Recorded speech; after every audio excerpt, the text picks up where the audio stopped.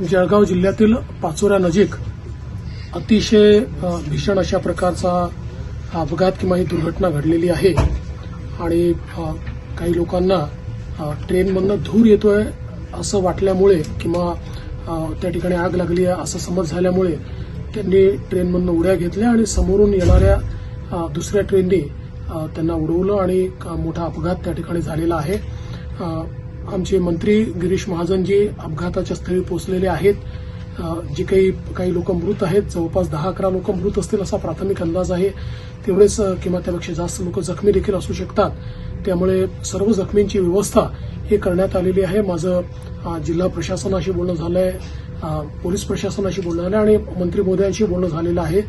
ज्यांना जे त्या ठिकाणी मृत आहेत त्यांच्या कुटुंबाला 5 लाख रुपये मदत ही महाराष्ट्र सरकारच्या वतीनं आम्ही देणार आहोत आणि जे जखमी आहेत त्यांचा संपूर्ण उपचार हा वेगवेगळ्या हॉस्पिटल्समध्ये जिथे जिथे ते आहेत तो सगळा मोफत उपचार त्या ठिकाणी करण्यात येईल आणि त्यांचे जे नातेवाईक आहेत त्या नातेवाईकांच्या फॅसिलिटेशन करता किंवा त्यांना नीट सगळ्या गोष्टी मिळाव्यात अशा करता देखील सर्व प्रकारचे निर्देश देण्यात आलेले आहेत।